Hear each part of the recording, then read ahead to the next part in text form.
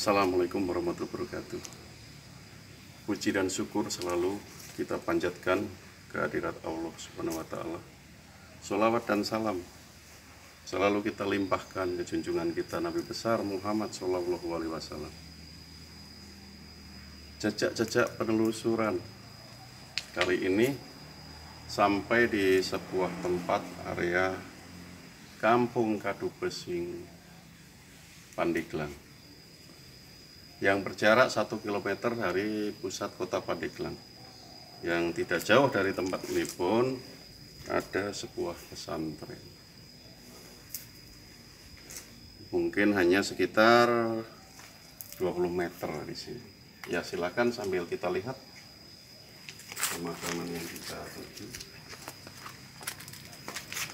Nah, di situ dimakamkan salah satu waliullah, seorang alim ulama, seorang abuya. Siapakah beliau? Lihat dari sini, Abuya Abdul Halim bin Kiai Haji Muhammad Amin, salah satu ulama karismatik yang memiliki sejarah dan mewarnai sejarah perjalanan dari sebuah kota yang bernama Pandeglang. Nah, serta beberapa kerabat dari beliau juga ada. Nah, seperti yang ini nih. Nah, itu yang di sana Kiai Haji itu bagus aja ya. Dulu sempat juga di bidang pemerintahan Kabupaten Pandeglang. Abuya Abdul Halim lahir pada tahun 1884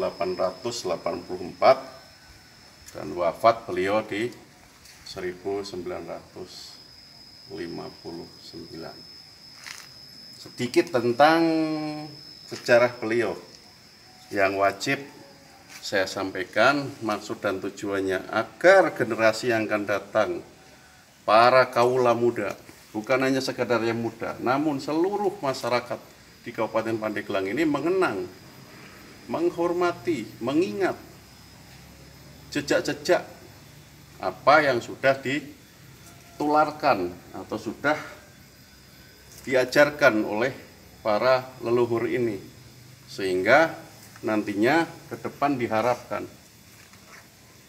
menjadi generasi yang tangguh, yang hebat seperti jejak beliau dan sehebat jejak-jejak para aulia ataupun ulama yang ada di Banten ini.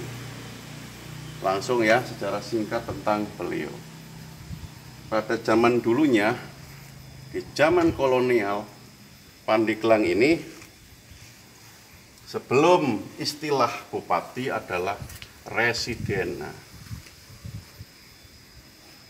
residen pertama sampai residen yang ke-11. Pada saat zaman beliau 1945 adalah proklamasi. Salah satu penerus daripada residen itu. Namun oleh Bung Karno 1945 Indonesia proklamasi. Sehingga istilah residen dari kolonial itu diganti menjadi istilah bupati. Jadi secara garis pimpinan Pandeglang beliau yang ke-12. Tapi secara struktur bupati beliau adalah yang pertama. Jadi sekalian meluruskan tentang hal itu, perbedaan antara residen dengan bupati. Seorang bupati dari ulama, mungkin ya beliau yang mengawali menjadi bupati di sebuah kota dengan 1 juta santri dan 1000 ulama, dengan ratusan situs benda kuno seperti yang sudah saya jelajahi di puluhan tempat di wilayah Banten tercinta ini. Residen yang ke-12, namun bupati adalah yang pertama dan mewakili ulama. Nah, ini keunikan beliau adalah itu.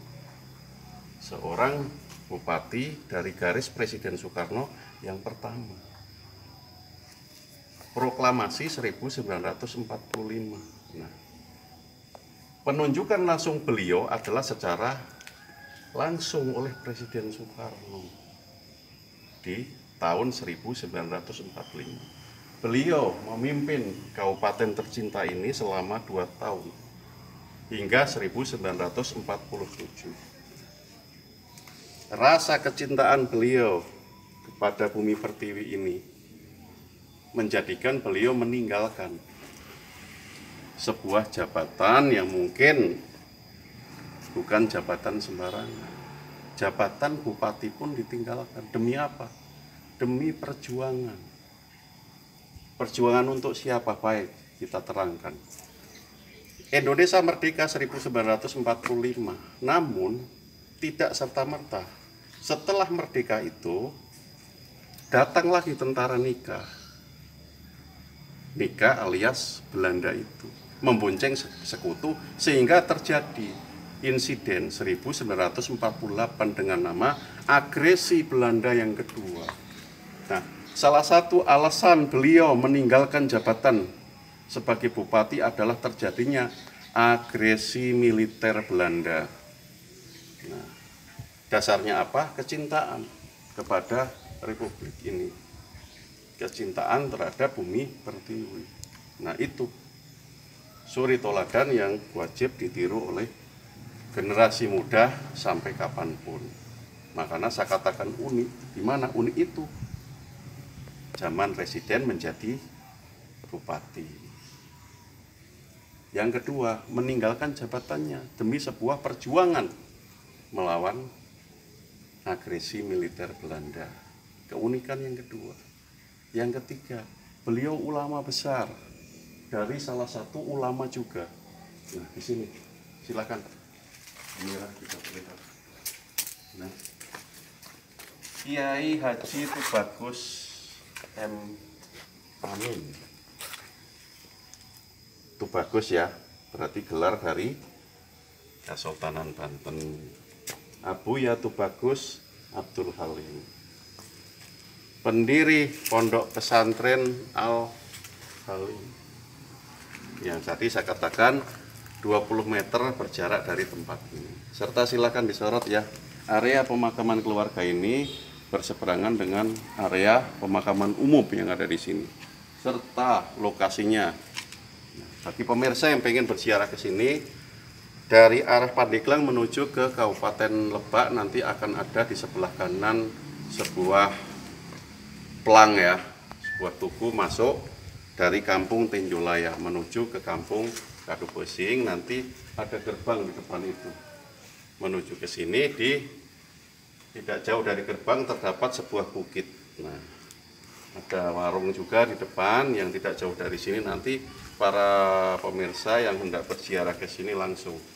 Nah, namun saya sarankan sebelum masuk ke area ini, tolong silakan tawasul ya di tempat yang sudah disediakan oleh keluarga besar dari pondok pesantren, sehingga menambah kekusukan dalam hal para pemirsa yang datang ke tempat ini. Disediakan tempat sholat di depan, tempat wudhu ada. Ya, maksud dan tujuan sudah tadi. Nah, tujuan utamanya konten ini mengenang, menghormati, meneladani apa yang sudah leluhur lakukan. Bangsa yang besar, bangsa yang mengambil hikmah dari perjalanan bangsa itu sendiri, dengan tidak melupakan apa yang sudah leluhur lakukan.